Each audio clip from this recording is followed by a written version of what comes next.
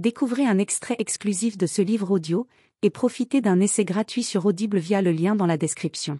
Aller mieux numéro 6. Quand je me suis installé, je suis devenu un véritable représentant de commerce des entreprises pharmaceutiques, qui me faisaient voyager à leurs frais à travers tout le pays pour vanter les mérites des traitements substitutifs à base d'œstrogènes. Pendant mes premières années d'exercice, je me suis particulièrement intéressé à la dépression, qui était chroniquement mal diagnostiquée. Je me rendais compte qu'énormément de gens souffraient, et je ne connaissais qu'un seul traitement, les médicaments. Des milliers de mes patients espéraient guérir grâce aux ordonnances que je rédigeais. Je ne savais pas encore qu'on pouvait faire autrement. Alors, comment en suis-je arrivé à la médecine naturelle ? Au milieu des années 1980, j'ai lu le livre de William Crook, The Yeast Connection, le rôle des levures, non traduit. Il décrivait les cas de personnes souffrant de prolifération de levures dans l'estomac qui parvenaient à guérir comme par miracle. Plusieurs de mes patients étaient atteints de symptômes similaires. Au départ, je n'ai pas accordé d'importance aux conseils de Crook en matière de régime alimentaire et je me suis contenté de prescrire les médicaments antifongiques qu'il recommandait, ce qui, bien sûr, ne donnait aucun résultat. Mais au début des années 1990, j'ai relu le livre. J'avais un peu plus de recul et cette fois, j'ai pris les aspects nutritionnels au sérieux. Ce sont les préconisations de Crook, dont les résultats étaient incroyables, qui m'ont ouvert les yeux sur le rôle central de l'alimentation, et non des médicaments, en matière de santé. Je suis allé écouter des conférences, et j'ai réalisé qu'il y avait un important réseau de médecins qui utilisaient les thérapies naturelles pour soigner leurs patients. J'ai été enthousiasmé par les améliorations que ces nouvelles méthodes rendaient possibles.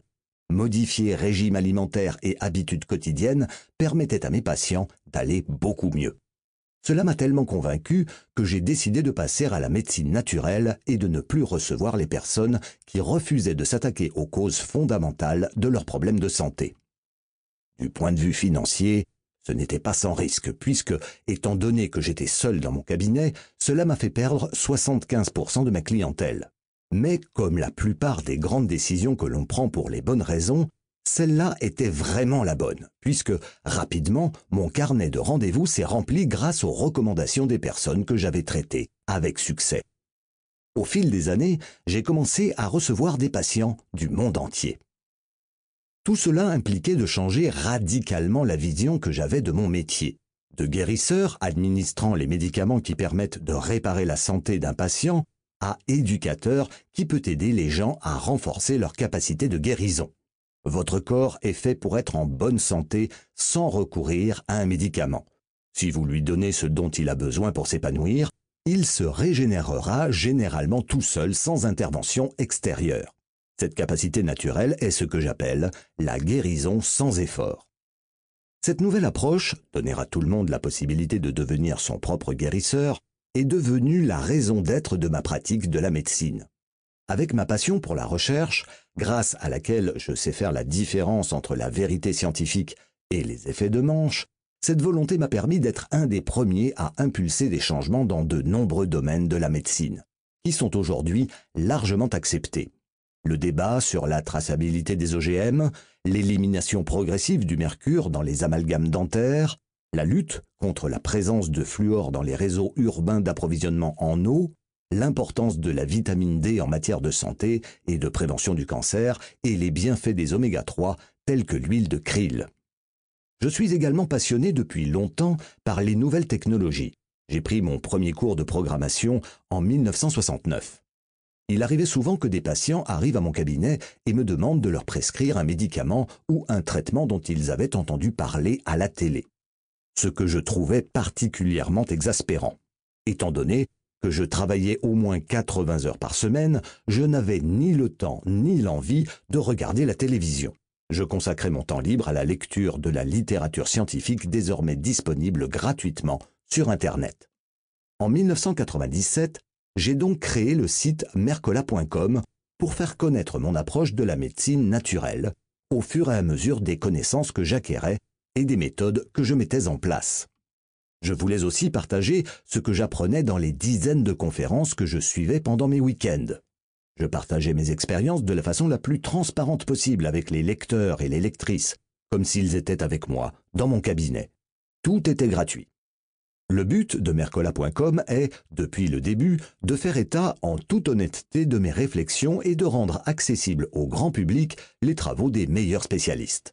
J'ai toujours refusé toute publicité et toute contribution financière extérieure pour éviter tout conflit d'intérêts potentiel. Au cours des 4 premières années, le site ne proposait aucun produit à la vente. Je n'ai fini par le faire qu'à partir du moment où il est devenu clair que ce n'était pas viable sur le plan économique. La maintenance et le développement du site avaient déjà coûté 500 000 $ et les montants des factures ne cessaient d'augmenter. C'est pourquoi nous vendons aujourd'hui des produits de qualité supérieure utilisés par ma famille ou par moi-même. Cela permet de financer notre mission, apporter aux lecteurs la meilleure information disponible pour leur donner la possibilité d'optimiser leur santé. Il y a environ 4 ans, au-delà de la seule information du public, je me suis également donné pour objectif de contribuer à changer de manière plus globale les politiques de santé et les pratiques industrielles. J'ai lancé la Health Liberty Initiative, initiative Santé-Liberté, pour fédérer les efforts de promotion du changement dans l'agroalimentaire et le secteur médical.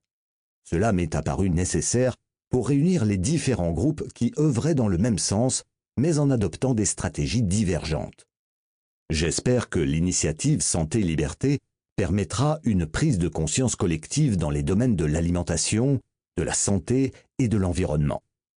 Beaucoup de gens ignorent à quel point le ministère de l'Agriculture américain, qui a pour mission de garantir la sécurité et la qualité des produits alimentaires, détermine la politique agricole du pays, mais aussi nos régimes alimentaires.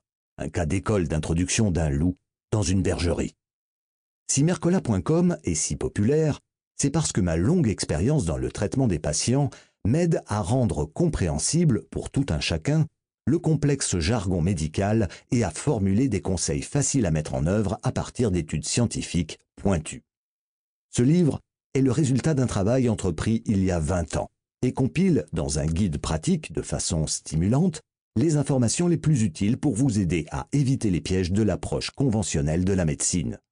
Plutôt que d'avoir recours à des produits chers et potentiellement dangereux, je souhaite vous aider à comprendre comment modifier sans effort votre régime alimentaire pour atteindre vos objectifs en matière de santé. Dans ce livre, je vais vous dévoiler 9 principes qui vous aideront à faire de meilleurs choix. Quoi manger et à quel moment? Quelle boisson est la plus adaptée? Quelle activité physique pratiquer et quand? Comment profiter des bienfaits de la nature tout en se protégeant des toxines qui sont de plus en plus présentes dans l'environnement? Vous apprendrez aussi comment atteindre les nouveaux objectifs que vous vous fixerez au fil de votre lecture. Les raisons qui m'ont poussé à écrire ce livre sont les mêmes que celles qui m'ont incité à créer le site internet et à lancer l'initiative Santé-Liberté. Et elles ne changeront pas. Vous faire connaître tous les éléments que les médias laissent souvent de côté quand ils traitent des questions de santé, et vous aider à éviter les écueils qui vous empêchent d'accéder au bien-être, tels qu'une alimentation de mauvaise qualité ou des boissons qui ne sont pas bonnes pour la santé, de manière que votre corps puisse faire ce qu'il sait faire sans effort, c'est-à-dire rester en bonne santé.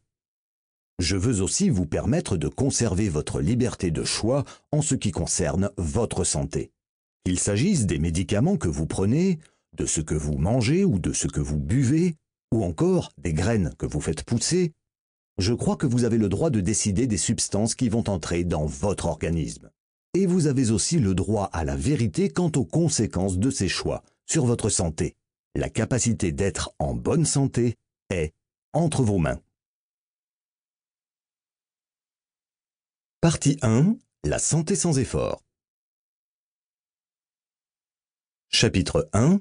Qu'est-ce que la santé au naturel et sans effort et pourquoi c'est ce qu'il vous faut?